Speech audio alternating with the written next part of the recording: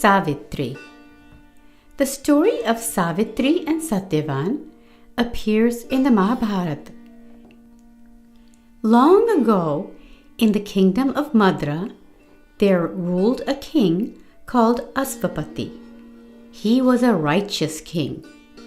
He had many wives, but no children. When his minister asked him to pray to the goddess Savitri, who fulfills many wishes, the king listened. He went to the temple and made fire offerings to the goddess under the direction of the priest. The king's sincerity, as he begged for a child, impressed goddess Savitri. Upon the final offering to the fire, goddess Savitri appeared and said, "O king, you are pure of heart. Your wish will be fulfilled." People waited for months for the arrival of the baby. Finally, the welcome news arrived. The king was blessed with a baby girl. The whole kingdom rejoiced. The king distributed clothes and jewels to the poor in celebration of his good fortune. The child was named Savitri after the goddess.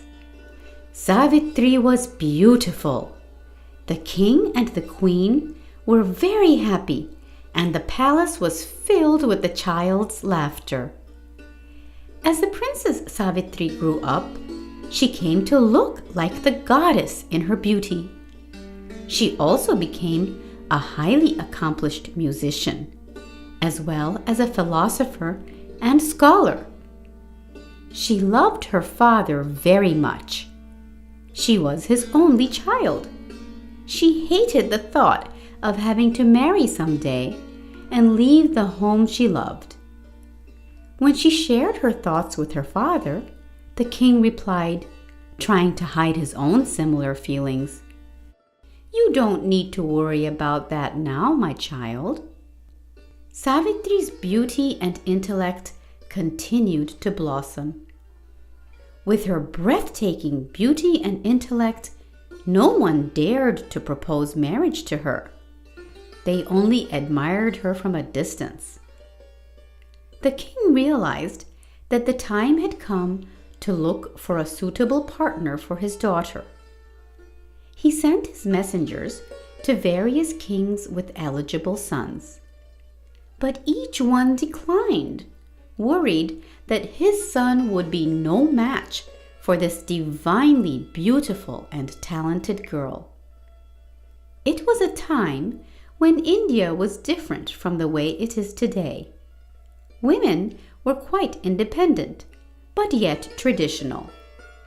Although their marriages were usually arranged by their parents, sometimes a woman was allowed to choose her own. When the minister suggested to the king that he let Savitri choose her own husband, the king liked the idea and called for Savitri. "I do not wish to marry, father," said Savitri. "Why do you want to send me away?" The king replied with a heavy heart, "Savitri, it is said that a father who does not give his daughter to marriage is a sinner.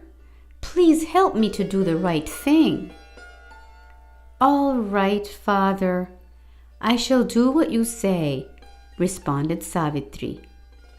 It was arranged that Savitri would go on a trip through many kingdoms, and the minister would be a part of her entourage. "Look for a husband who will be your equal," requested the king. Savitri's reluctance began to melt as she contemplated all the new people and places she would see. One day, while passing through a forest, she saw a young hermit walking by the side of the road.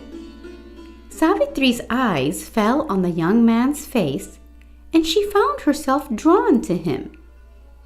"Who is he?" she thought. She knew she would not forget his face.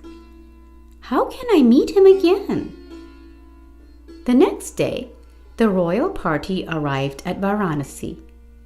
The king welcomed the party and requested Savitri to choose any of his sons, who were all strong and brave. Savitri did not reply. Her heart was still lingering over the memory of the young hermit. How can I meet him again? For Savitri, the chance meeting with the stranger had dimmed the rest of the world. The minister asked, "Have you made your choice, Savitri?" "No, let us go back home," Savitri said quietly. "What kind of a man do you want for a husband?" inquired the minister. Savitri was in deep thought.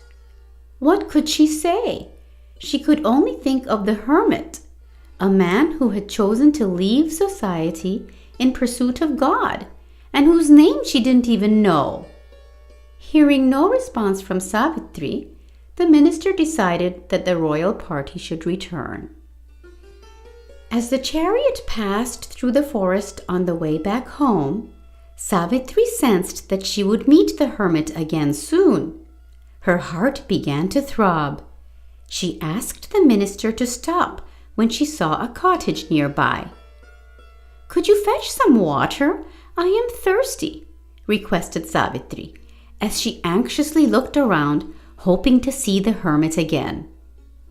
Her hopes were fulfilled when she heard a warm, youthful voice seeking permission from the minister. "May I give some water to the princess?" Savitri thanked the goddess for fulfilling her wishes. When the hermit was gone, Savitri could not wait to disclose her feelings to the minister. She couldn't just leave without finding out who the hermit was. She asked the minister to find out. The minister pleasantly agreed and left. Soon the minister returned and reported to Savitri, "He is no ordinary hermit. He is Satyavan, son of an exiled king." Then the minister inquired, "Is he your choice?" Savitri bashfully acknowledged that he was. The minister was pleased that the trip was not in vain. At last, Savitri returned to her father's palace. The king came out to greet her. "Have you made your choice?" the king asked. Savitri modestly allowed the minister to speak for her. The minister said, "She has chosen Satyavan, the son of an exiled king. He now lives in the forest as a hermit." The conversation was interrupted when the king was informed that sage Narad had arrived to see him. He rushed to receive Narad and shared with him the news that Savitri had chosen Satyavan as her husband. Narad responded with a sad face, not approving the choice. The king was curious. They both took a seat, and then Narad explained. Satyavan's father, Dumatsena, was the king of Salva. After he became blind, he lost his kingdom, and now he lives in exile. Narad hesitated to say more. Impatient, Asvati pressed, "But is he not noble? Is he not brave? Just because he is a hermit is not a reason to reject Savitri's choice." Narad then broke his silence. "O king, there is no one more worthy than Satyavan. He is the noblest and bravest of all. But he is destined to die exactly 1 year from today." "That means my daughter will be a widow in 1 year?" asked the king with alarm. "Yes, if Savitri marries Satyavan," said Narad with a firm voice. Asvati was very upset and called for Savitri. "I cannot agree to let you marry Satyavan, as he is going to die soon." "But father, I have already chosen Satyavan with my heart. Now, how could I marry anyone else?" appealed Savitri. Narad asked the king to accept. Your daughter has made a brave choice. Bless her, O king, but let no one else know the secret that I have revealed. The king accepted, and the bridal party reached the forest the next day. The hermits came forward to receive the party. When the blind king, Dyumatsena, asked hesitatingly to Asvapati, Your child has lived in wealth. How can she be happy here? King Asvapati calmly replied, filled with contentment, Please do not worry. She has chosen something greater than wealth. Her friends dressed Savitri beautifully, and Savitri looked forward to the happy days she would spend with Satyavan, even if only for 1 year. That night, chanting the sacred mantra of marriage, Asvapati gave away his daughter Savitri to Satyavan. The bride and the groom walked around the sacred fire and became united as a wedded couple, husband and wife. Then it was time to bid farewell. The king blessed his only child, dearer than his own life. Be proud of your choice and be happy. As soon as her parents left, Savitri took off all her jewels and fancy clothes and dressed herself in clothes made of bark. Why did you take off your jewels? Asked Satyavan. You are a hermit, responded Savitri. I am your wife. How else should I be dressed? Then Satyavan took out a beautiful ring he had kept for her.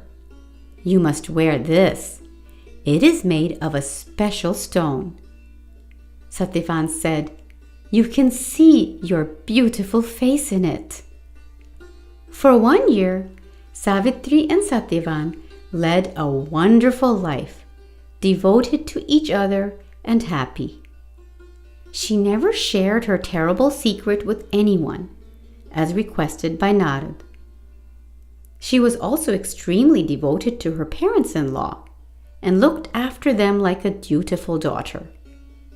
But she never forgot the approaching dreadful event and counted each day she had remaining.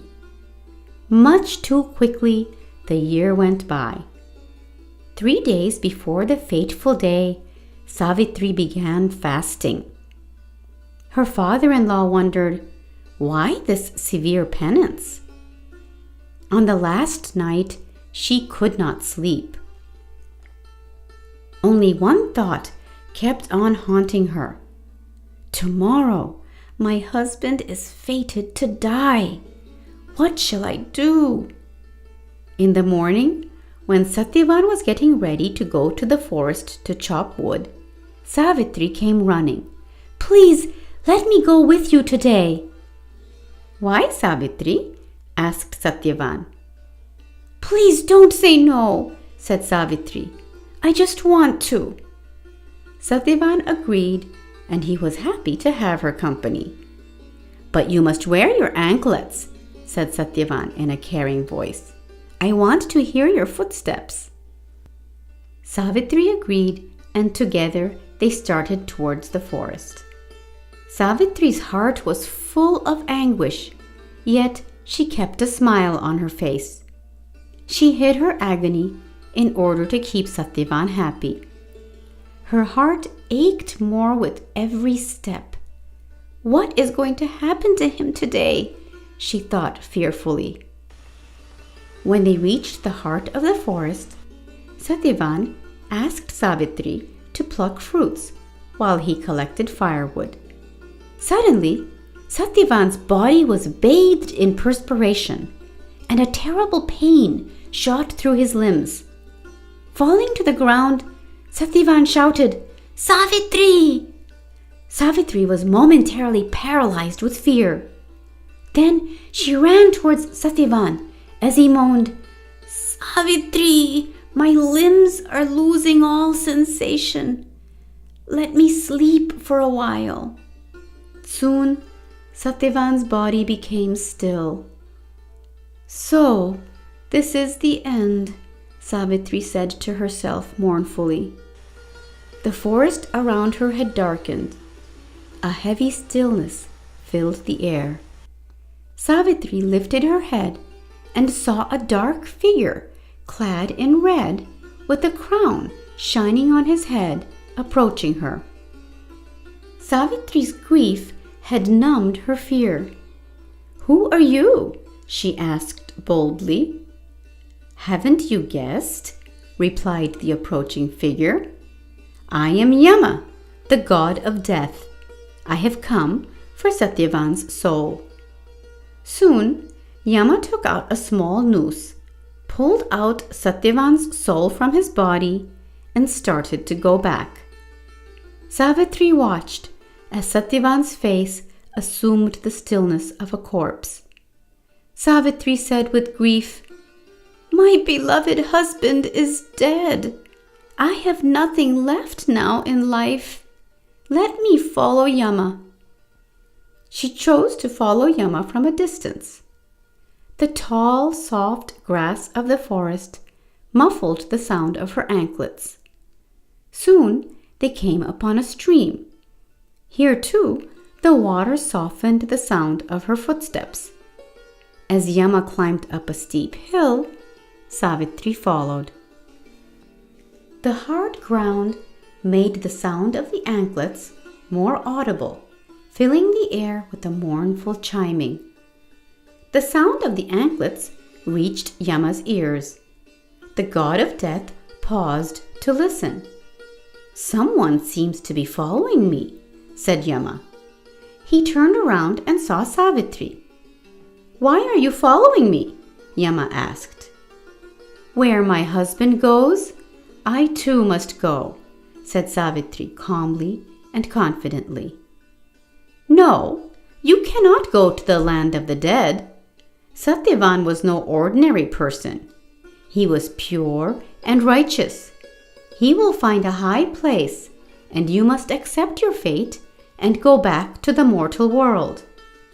"Lord Yama, all reveres you, but you are taking away my happiness. I cannot go back to my mortal world without Satyavan," said Savitri mournfully. "I fully sympathize with you, Savitri," said Lord Yama, "but death cannot be reverted. The wise accept this, but I am pleased with your courage and devotion. You may ask for any boon, and I will fulfill it, except the life of your husband." "Please give my father-in-law's eyesight and his lost kingdom," requested Savitri. Yama was astonished that Savitri did not ask anything for herself. He agreed to fulfill his boon and asked Savitri to return home. But Savitri continued to follow him. Climbing up the steep hill was painful, as the sharp rocks made her feet begin to bleed. Yama saw she was still following him and again strongly objected. Savitri pleaded, "Lord Yama, in life and death, I am wedded to my husband. I stay beside him wherever he goes. I do not have a life without him." Yama's steps slowed down. "Savitri, I am pleased with your devotion, but death follows life for each individual. I will come for you when your turn comes. But before I finally disappear, I will fulfill 2 more wishes for you. Accept the life of your husband." Savitri said, "Then please grant my father many children, as I was his only child." "Your second wish is granted. Now tell me, what is your last wish?" said Yama impatiently. "Grant me 100 children from Satyavan, O Lord," she said. Yama was taken aback. "She did not ask for her husband's life, but I cannot fulfill my promise without releasing Satyavan's soul. Savitri, your devotion is unequaled, and so also your wits, said Yama with a smile. I give you back your husband's life. Saying so, Yama disappeared, and Savitri ran back with great joy to the place where Satyavan's body was at rest. Soon she reached the spot. Satyavan was lying motionless, just as she had left him. Savitri took Satyavan's head on her lap and waited for his body to come to life. Satyavan began to breathe slowly. Then his eyes opened. He saw Savitri's eager eyes fixed on him. How long have I been sleeping? Satyavan inquired. It is getting late, my love. Let us go home, responded Savitri. Soon the couple started for their way home. Savitri's heart was filled with joy, but she did not share with Satyavan her experience with Yama. Back at home, Dyumatsena had recovered his eyesight. Before long, his men came back to report that the enemy had been defeated, and his subjects were awaiting his return to the palace. When Satyavan came back with Savitri, he was overjoyed to see his father had regained his eyesight as well as his kingdom. Savitri quietly thanked Lord Yama for keeping all his promises. Savitri, you came to a poor home, said the exiled king. Now you shall sit on a throne and your sons will be princes. The exiles started for their kingdom, and it was a joyous journey for all. In the course of time, Savitri's father, Asvapati, fathered many children. Satyavan became the king, inheriting the throne from his father.